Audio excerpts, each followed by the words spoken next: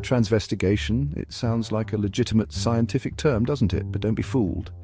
This is not real science. It's a conspiracy theory disguised as serious investigation. This theory claims that many public figures are secretly transgender, celebrities, athletes, politicians, you name it. But here's the catch. Their evidence is often just based on outdated stereotypes. These transvestigators scrutinize physical appearances and mannerisms.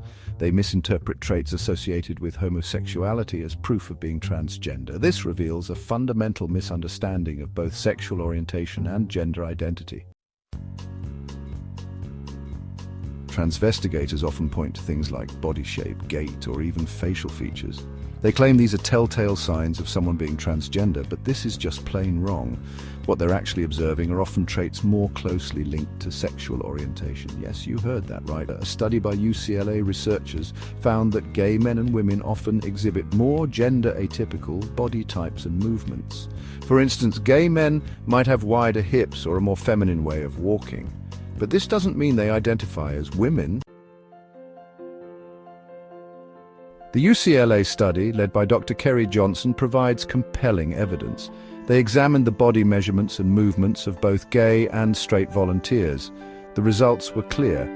Gay individuals, regardless of their assigned sex at birth, were more likely to have gender-atypical features. This wasn't about their internal sense of gender identity, it was about their natural physical characteristics.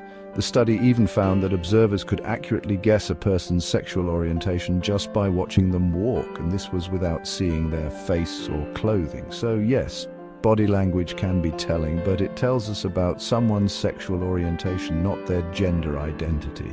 Confusing these two distinct aspects of a person is a fundamental flaw in the entire transvestigation theory. So why do transvestigators jump to conclusions about gender identity when the evidence points toward sexual orientation? The answer, unfortunately, often lies in societal biases and good old-fashioned homophobia. By labeling someone as transgender instead of gay, transvestigators maintain a heteronormative worldview. They imply that being straight is the default and anything else is somehow hidden or deceptive. This is not only illogical, it's dangerous. It perpetuates harmful stereotypes and fuels discrimination against both transgender and LGBTQ+ individuals. We need to move beyond these outdated and harmful assumptions. Acceptance and understanding start with acknowledging the diversity of human experiences. Science tells us that people come in all shapes, sizes, and orientations. It's time we started listening.